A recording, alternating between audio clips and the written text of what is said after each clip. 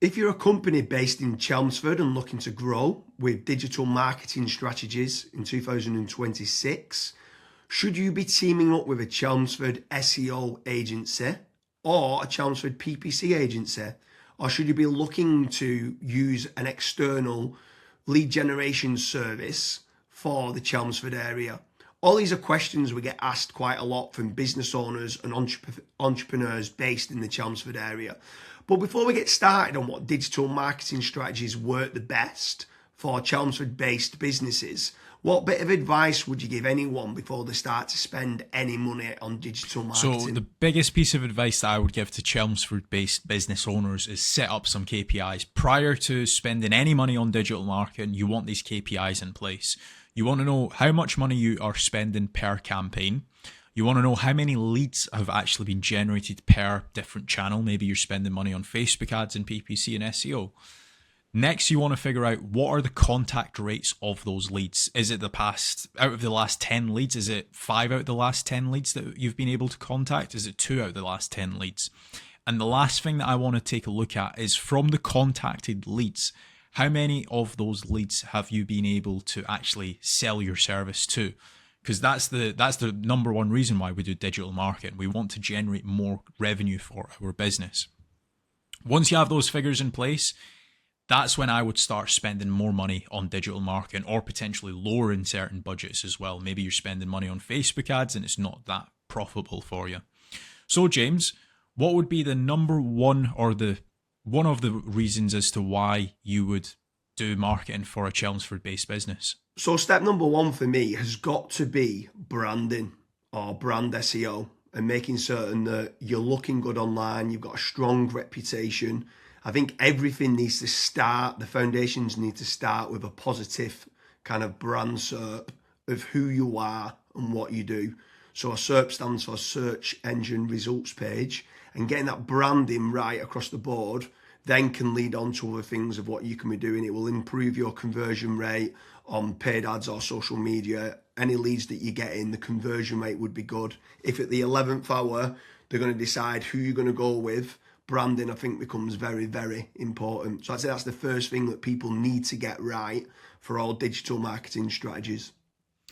My next strategy is going to be AI visibility. I feel like more and more companies are actually looking into this. So what does ChatGPT, Claude, Gemini, Grok, Perplexity say about your brand or about your business? Is it a positive thing or is it a negative thing? And also trying to figure out what it says about your competitors as well.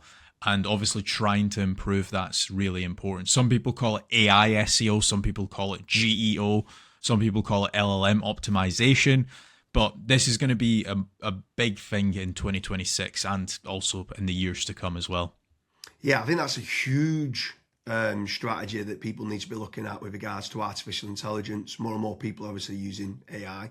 The next one for me is filling in the form at FatRank or Promo SEO, which do a commission-based lead generation service for UK companies looking to grow. I think it's important to be looking at your own digital marketing efforts to generate your own leads, but also if you can use some freelancers and outsource some as well, you've got that diversification of leads.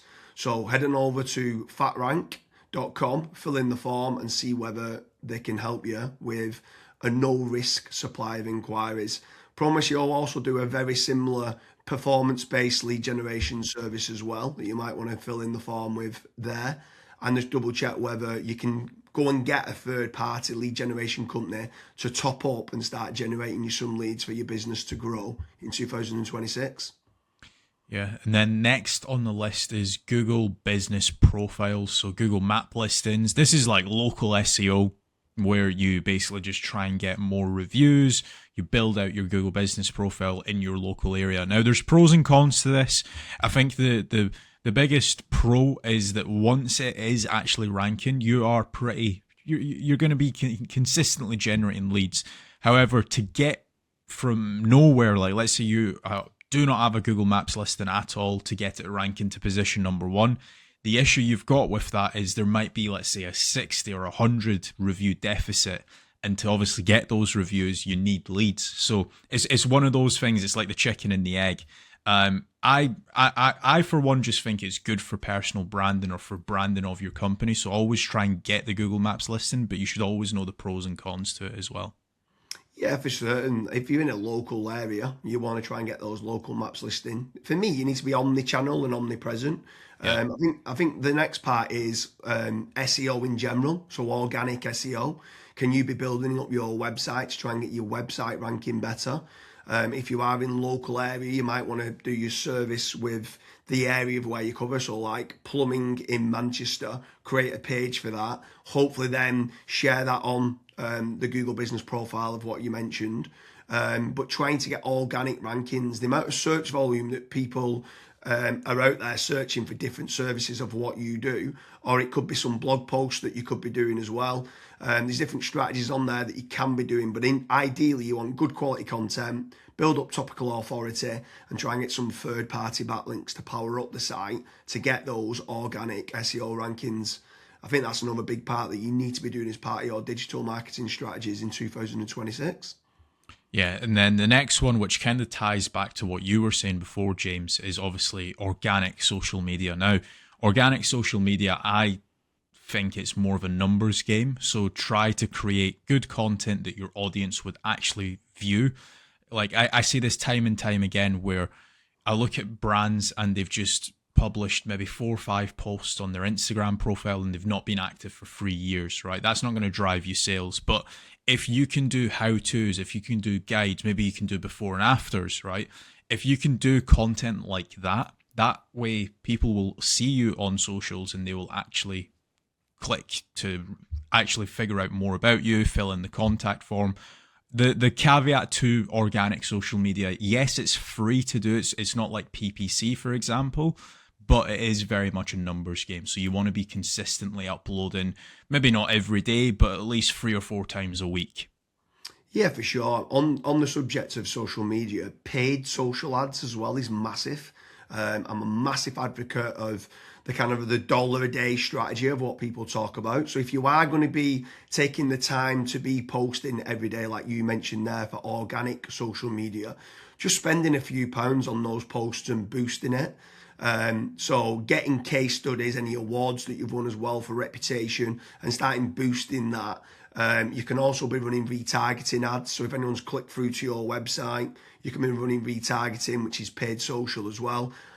Different places like Meta, so whether that's Facebook and Instagram, you've got Twitter, you've got YouTube, you can be running Pinterest, you can even run in places like Reddit as well for paid ads. And I think paid social media is still an untapped market for digital marketing strategies. Yeah.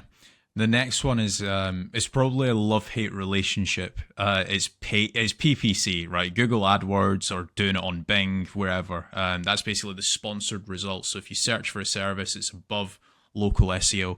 Now, I have spoken, and both myself and James, we've both spoken to so many business owners that are either they've spent 10, 15, 20,000 pound on it, and they've not had a single result, or they might have had a few leads and it's just not been of quality. Or you've got other guys that have spent hundreds of thousands on it and they're like, it's the best thing that's ever happened to my business. Now, the reason why people are either they absolutely love it or they absolutely hate it is probably down to how it's been set up. Like there's so many different nuances to PPC, like for example, having a really proactive negative keyword list, making certain that you have a set of banned IPs. Like, for example, your competitors could be clicking on your ads, and that's deemed as what's called click fraud. Making certain that you've got a high converting landing page, making certain that you KPI your sales team. So when a PPC lead comes in, that is one of the first priorities that they actually take when it comes to contacting the lead. There's all of these different nuances, and if you're not on the ball with PPC, it's probably not going to work for your business. However, if you've got a really good, well-refined sales team, you've got a really good landing page, you've got a well-kept, up-to-date negative keyword list, you are using click fraud software, at that point, it will actually probably perform well for you. But again, just know the pros and cons to PPC. Yeah, for sure. There's certainly pros and cons. There's benefits of using it to get instant leads, but like you said, the amount of people that we speak to that have burnt a lot of budget and not had the inquiries and stuff that's come through as part of the digital marketing is pretty scary. While we're on the subject of paid, obviously we spoke about paid social ads, and now you've spoke there about PPC with Google or Bing. I'm going to throw in the mix paid ads on AI platforms. It's not fully rolled out as we're doing this video, but I know that ChatGPT are looking to try and roll out ChatGPT ads. Claude, Perplexity, other kind of LLMs might start rolling it out in 2026. I think if you're one of the early adopters and innovators to get on there, I think you could be getting cheap leads or cheap contact form submissions. So it's something to look out for of doing paid AI listings and ads. I think that could be something to look out for in 2026. Next on the list, and this is a little bit out of control. You do obviously have like forums that you can get your brand mentioned in, like for example Reddit and Quora. That very much comes down to the after fact, like where are your customers that you've been dealing with previously? Are they actually raving and shouting about you? If they are, then that's a very good resource of getting other people recommending you. So if you can get that, again, it's a little bit out of your control, but asking for reviews, asking for them to recommend you to friends, to people, that can obviously generate you a decent amount of leads and inquiries as well. Yeah, for sure. And the add-on benefits to places like Reddit is that it's getting cited so much now in the AI overviews. So when you spoke there early on about AI visibility, if you can try to get a positive kind of lot of people talking about the products and services of what you do and some reviews on there, it's indirectly then going to help you, or directly actually is going to help you with AI visibility. And then the last one for me is tradesman websites, so like Check a Trade, Bark, or teaming up with a third party lead generation company. Something I would say with all of these practices, Kazza touched on earlier about making certain that you understand your KPIs and your ROAS, return on ad spend. I think it's very important for business owners that are doing any sort of digital marketing to be tracking how much time and effort's being put into, let's say, running organic social media or running paid ads. Everything should have KPIs put in place. And this is exactly the same then with tradesman websites like Check a Trade, Bark, Rated People, My Builder. These could all be amazing platforms to generate leads that could get you a positive return on investment. And if you do, you should continue to be using those platforms. There's certain lead generation companies out there as well that could generate you quite a lot of leads. They could be using organic SEO or PPC or social media ads to generate you those leads. But if they are getting you a positive return on investment, again, I'm all for it as part of your digital marketing strategies. But I just want to repeat one more time with regards to FatRank and Promo SEO. They do lead generation and they guarantee a return on investment. It's a commission-based lead generation service or performance-based lead generation service.